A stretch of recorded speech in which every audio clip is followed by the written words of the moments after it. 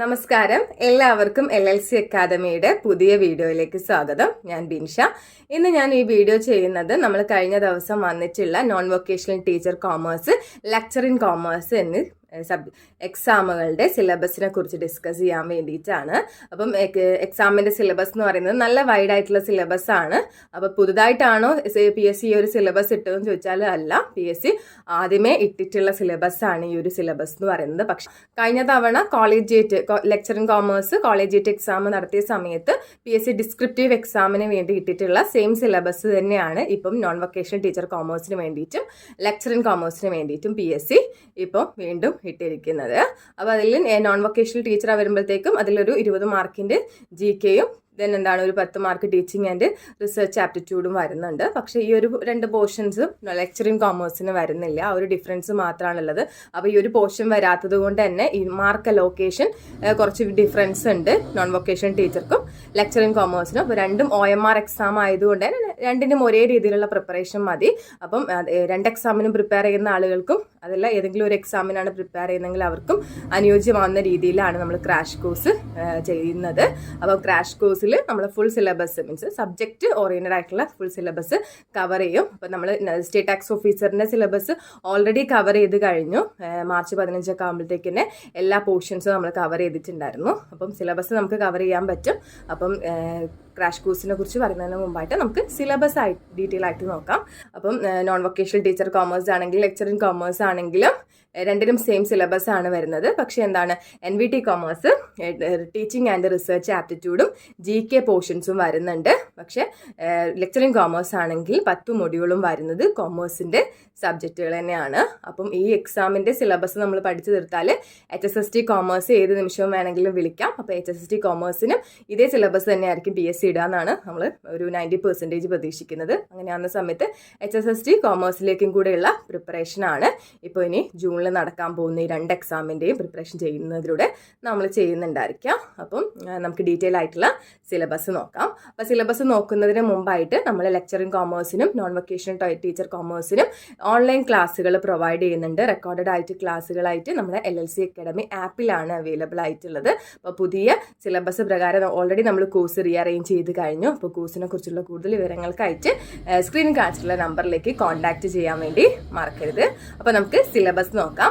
First syllabus പറയുന്നത് non vocational teacher കോമേഴ്സിൻ്റെ ആണ്. അപ്പോൾ ഓർക്കേണ്ട കാര്യം ഇതാണ്, നോൺ വൊക്കേഷണൽ ടീച്ചർ കോമേഴ്സ് ആണെങ്കിലും ലെക്ചർ ഇൻ കോമേഴ്സ് ആണെങ്കിലും കോമേഴ്സിലെ ടോപ്പിക്സ് സെയിം ആണ്. അപ്പോൾ ലെക്ചർ ഇൻ കോമേഴ്സിൽ 100 മാർക്കും വരുന്നത് കോമേഴ്സ് സബ്ജക്റ്റുകൾ ആയതുകൊണ്ട് തന്നെ ഓരോ മൊഡ്യൂളിനും 10 മാർക്ക് അലോട്ട് ചെയ്തിട്ടുണ്ട്. പക്ഷേ NVT കോമേഴ്സ് വരുമ്പോഴത്തേക്കും കോമേഴ്സിന് അലോട്ട് ചെയ്തിട്ടുള്ളത് 70 മാർക്കാണ്. പക്ഷേ ആ 10 മൊഡ്യൂളും ഇവിടെയുണ്ട്. പക്ഷേ എന്താണ് 7 മാർക്ക് വീതമാണ് ഓരോ മൊഡ്യൂളിനും അലോട്ട് ചെയ്തിട്ടുള്ളത്. അപ്പോൾ ഫസ്റ്റ് നമുക്ക് നോക്കാം നോൺ വൊക്കേഷണൽ ടീച്ചർ കോമേഴ്സിൻ്റെ സിലബസിൻ്റെ പാറ്റേൺ. അപ്പോൾ സിലബസ് പാറ്റേൺ ഇങ്ങനെയാണ് വരുന്നത്. 70 മാർക്ക് കോമേഴ്സ് സബ്ജക്റ്റുകൾക്കാണ്, 10 മാർക്ക് ടീച്ചിങ് ആൻഡ് റിസർച്ച് ആപ്റ്റിറ്റ്യൂഡാണ്, ബാക്കി വരുന്ന 20 മാർക്കാണ് GK and current affairs, GK and current affairs renaissance. ഇത്രയും കാര്യങ്ങളാണ് വരുന്നത്. ഇനി കോമേഴ്സിലെ സബ്ജക്റ്റുകളാണെങ്കിൽ ഫസ്റ്റ് വരുന്നത് research methodology and quantitative techniques ആണ്. അപ്പോൾ നോൺ വൊക്കേഷണൽ ടീച്ചർ കോമേഴ്സിൽ ഉള്ള റിസർച്ച് മെത്തഡോളജി ആൻഡ് ക്വാണ്ടിറ്റേറ്റീവ് ടെക്നിക്സിൽ വരുന്ന എല്ലാ ടോപ്പിക്കുകളും തന്നെ ലെക്ചർ ഇൻ കോമേഴ്സിലും വരുന്നുണ്ട്. പക്ഷേ ഈ ഫസ്റ്റ് മൊഡ്യൂള് അലോട്ട് ചെയ്തിട്ടുള്ള മാർക്ക് എന്ന് പറയുന്നത് NVT കോമേഴ്സിന് അലോട്ട് ചെയ്തിട്ടുള്ളത് 7 മാർക്കും ലെക്ചർ ഇൻ കോമേഴ്സ് വരുമ്പോഴത്തേക്ക് അതിന് അലോട്ട് ചെയ്തിട്ടുള്ളത് 10 മാർക്കുമാണ്. അപ്പോൾ റിസർച്ച് മെത്തഡോളജിയിൽ നമ്മൾ PGക്കൊക്കെ പഠിക്കുന്ന രീതിയിലുള്ള ഒരുപാട് കാര്യങ്ങൾ പറയുന്നുണ്ട്. അപ്പോൾ first module research methodology and quantitative techniques ആണ്. അപ്പോൾ history of social science research മുതൽ നമുക്ക് എല്ലാ കാര്യങ്ങളും വരുന്നുണ്ട്. ANOVA test, F test, chi square test, ഇങ്ങനെ കുറേ ടെസ്റ്റുകൾ വരുന്ന സിലബസ് ആണ്. അപ്പം ഇതേ സിലബസ് തന്നെയായിരുന്നു PSC ലെക്ചർക്ക് വേണ്ടിയിട്ട് കഴിഞ്ഞ തവണ നടത്തിയിട്ടുള്ള ലെക്ചർ ഇൻ കോമേഴ്സിനും ചെയ്തിട്ടുള്ളത് കോളേജിയേറ്റീവ് ഡിപ്പാർട്ട്മെൻറ്റിലേക്ക് നടത്തിയിട്ടുള്ള ടെസ്റ്റിന്.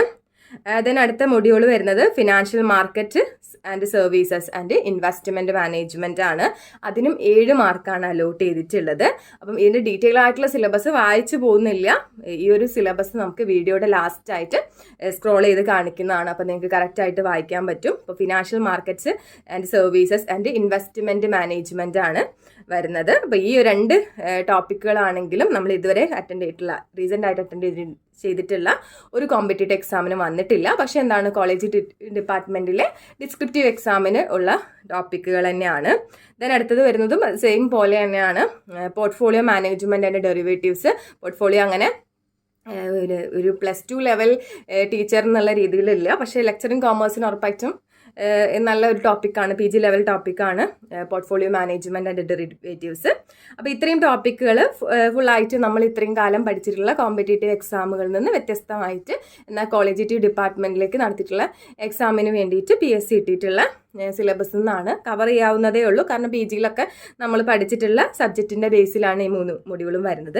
അടുത്ത മൊഡ്യൂൾ എന്ന് പറയുന്നത് ഇൻകം ടാക്സ് ആൻഡ് GST ആണ്. അപ്പോൾ ഇൻകം ടാക്സ് ആൻഡ് GST എന്ന് പറയുന്നത് പല എക്സാമുകൾക്ക് വേണ്ടി പ്രിപ്പയർ ചെയ്യുന്ന കുട്ടികളുണ്ടാവും. സ്റ്റേറ്റ് ടാക്സ് ഓഫീസർ ആണെങ്കിൽ, അതുപോലെ തന്നെ അക്കൗണ്ടൻറ്റിന് പഠിച്ചിട്ടുള്ള കുട്ടികളാണെങ്കിൽ അവരൊക്കെ കവർ ചെയ്ത് പോയിട്ടുള്ള ടോപ്പിക്കുകൾ മാത്രമേ വരുന്നുള്ളൂ. അപ്പോൾ GST ഒന്നാണെങ്കിൽ ഒരുപാട് ഉള്ളോട്ട് കടന്നിട്ടുള്ള ടോപ്പിക്കുകളൊന്നുമില്ല, സിമ്പിളായിട്ട് പഠിക്കാൻ പറ്റുന്ന മൊഡ്യൂളാണ് income tax, goods and services tax എന്ന് പറയുന്നത്.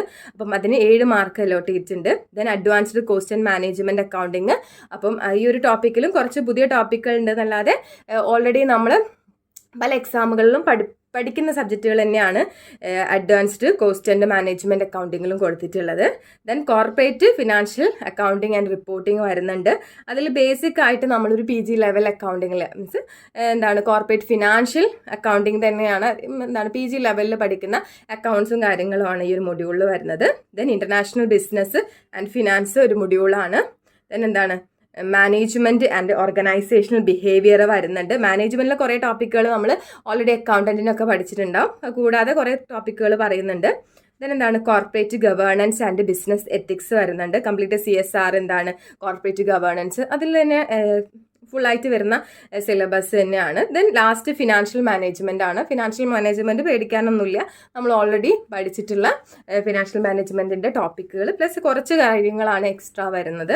അപ്പോൾ ഇതിൽ നമ്മളിപ്പോൾ പഠിച്ചു തുടങ്ങുന്ന സമയത്ത് നമുക്ക് പെട്ടെന്ന് പഠിക്കാൻ പറ്റുന്ന 2 സബ്ജക്റ്റുകൾ എന്ന് പറയുന്നത്, ഒരു കോമ്പറ്റേറ്റീവ് എക്സാം ഇതുവരെ അക്കൗണ്ടൻറ്റ്, സ്റ്റേറ്റ് ടാക്സ് ഓഫീസറൊക്കെ പഠിച്ചിട്ടുള്ള കുട്ടികളെ സംബന്ധിച്ച് പെട്ടെന്ന് പഠിക്കാൻ പറ്റുന്ന മൊഡ്യൂൾസ് എന്ന് പറയുന്നത് ഫിനാൻഷ്യൽ മാനേജ്മെൻറ്റിൻ്റെ മൊഡ്യൂളും, അതുപോലെ തന്നെ മാനേജ്മെൻറ്റ് ആൻഡ് ഓർഗനൈസേഷൻ ബിഹേവിയറിൻ്റെ മൊഡ്യൂളും, then advanced cost and management accounting. ഈ 3 മൊഡ്യൂൾ നമുക്ക് ഫസ്റ്റ് ലെവലിൽ തന്നെ പഠിച്ചാൽ പെട്ടെന്ന് നീങ്ങും. അപ്പോൾ ബാക്കിയുള്ള ടോപ്പിക്കുകൾ കോളേജിറ്റിന് വേണ്ടി പഠിക്കുന്ന കുട്ടികൾക്ക് എളുപ്പമായിരിക്കും, പക്ഷേ ഇരുന്ന് കഴിഞ്ഞാൽ ആർക്കും പഠിക്കാൻ പറ്റുന്ന ടോപ്പിക്കുകളാണ്. അപ്പം ഒബ്ജക്റ്റീവ് ടൈപ്പ് എക്സാം ആണ്, OMR എക്സാം ആണ്, അതുകൊണ്ട് തന്നെ ഒരുപാട് ഡീപ്പായിട്ട് ടെസ്റ്റുകളും കാര്യങ്ങളൊന്നും റിസർച്ച് മെത്തഡോളജിയിൽ പഠിക്കേണ്ട കാര്യമില്ല, അപ്പോൾ പഠിച്ചെടുക്കാവുന്നതേ ഉള്ളൂ. അപ്പം ഒരു പ്ലേസിൽ നിന്ന് തുടങ്ങിയിട്ട് ഈ ഒരു സിലബസ് കണ്ടിന്യൂ ചെയ്ത് പോകുന്നതായിരിക്കും നല്ലത്. ഇനി നെക്സ്റ്റ് ഈ ഒരു ഇത്രയും മൊഡ്യൂൾസ് തന്നെ 10 മൊഡ്യൂളുകൾ വരുന്നുണ്ട്. ഈ 10 മൊഡ്യൂളുകൾക്കും കൂടെ NVT കോമേഴ്സ് അലോട്ട് ചെയ്തിട്ടുള്ളത് എത്ര മാർക്കാണ്? 70 മാർക്കാണ്. ഇതേ പോർഷൻസ് വെച്ചിട്ടാണ് ഈ പോർഷൻസ് മാത്രം വെച്ചിട്ടാണ് ലെക്ചറിങ് കോമേഴ്സ് നടക്കാൻ പോകുന്നത്. അപ്പോൾ ലെക്ചറിങ് കോമേഴ്സിന് കിട്ടാൻ പോകുന്നത് ഇത്രയും പോർഷൻസ് പഠിച്ചു കഴിഞ്ഞാൽ 100 മാർക്കാണ്. അപ്പോൾ 100 മാർക്കും അലോട്ട് ചെയ്തിട്ടുള്ളത് ഈ 10 മൊഡ്യൂളിലാണ്. ദെൻ ഈ ഒരു NVT കോമേഴ്സിൻ്റെ സിലബസ് വരുമ്പോഴത്തേക്ക് അടുത്ത ഒരു 10 mark research methodology and teaching ആപ്റ്റിറ്റ്യൂഡിനുണ്ട്. അപ്പോൾ റിസർച്ച് മെത്തഡോളജി ആൻഡ് ടീച്ചിങ് ആപ്റ്റിറ്റ്യൂഡിന് കൊടുത്തിട്ടുള്ള മാർക്ക് എന്ന് പറയുന്നത് 5 മാർക്കും റിസർച്ച് ആപ്റ്റിറ്റ്യൂഡിന് കൊടുത്തിട്ടുള്ള മാർക്ക് എന്ന് പറയുന്നത് 5 മാർക്കുമാണ്. അതിനുശേഷം general knowledge, current affairs and റിനൈസൻസിന് 20 മാർക്കും കൊടുത്തിട്ടുണ്ട്. അപ്പോൾ ഈ ഒരു രീതിയിലാണ് NVT കോമേഴ്സിൻ്റെ സിലബസ് വരുന്നത്. അപ്പോൾ NVT കോമേഴ്സിൻ്റെ സിലബസ് നമ്മൾ ഈ വീഡിയോൻ്റെ ലാസ്റ്റ് സ്ക്രോൾ ചെയ്ത് കാണിക്കുന്നുണ്ട്. അപ്പോൾ NVTയുടെ സിലബസ് തന്നെയാണ് ലെക്ചറിൻ്റെ സിലബസ് എന്ന് പറയുന്നത്. പക്ഷേ ആ ഒരു ഫസ്റ്റത്തെ 70 മാർക്കിൻ്റെ സിലബസ് മാത്രം എടുത്താൽ മതി. അപ്പോൾ എല്ലാവരും പെട്ടെന്ന് തന്നെ പഠിച്ചു തുടങ്ങുക. പെട്ടെന്ന് പഠിച്ച് പെട്ടെന്ന് തീർക്കേണ്ട സിലബസ് ആണ്. അല്ലാതെ ഇപ്പോൾ ഒരു ഗ്യാപ്പ് എടുത്തു കഴിഞ്ഞാൽ എല്ലാം ഒരു PG ബേസ്ഡുള്ള സബ്ജക്റ്റുകളാണ് വന്നിട്ടുള്ളത്. അപ്പോൾ നമ്മളിപ്പം മരുന്ന് റിലാക്സ് ചെയ്ത് കഴിഞ്ഞാൽ ലാസ്റ്റിലേക്ക് പെട്ടെന്ന് ഒരുപാട് പോർഷൻസ് ഒന്നും പഠിച്ചു തീർക്കാൻ പറയുന്നത് അത്ര എളുപ്പമുള്ള കാര്യമായിരിക്കില്ല. ഇപ്പം തന്നെ 2 മാസമേ നമുക്ക് കിട്ടുന്നുള്ളൂ. അപ്പോൾ എല്ലാവരും പെട്ടെന്ന് തന്നെ സ്റ്റഡീസ് സ്റ്റാർട്ട് ചെയ്യുക. അപ്പോൾ നമ്മുടെ കോഴ്സിനെ കുറിച്ചുള്ള വിവരങ്ങൾക്ക് അറിയാൻ വേണ്ടിയിട്ട് സ്ക്രീനിൽ കാണിച്ചിട്ടുള്ള നമ്പറിലേക്ക് കോൺടാക്ട് ചെയ്യാൻ വേണ്ടി മറക്കരുത്. അപ്പം നമ്മൾ സിലബസ് കാണിക്കുന്നുണ്ട്. എല്ലാവരും സിലബസ് കാണുക, സിലബസിൻ്റെ ബേസിൽ പഠിച്ചു തുടങ്ങുക. എല്ലാവർക്കും all the best. Thank you.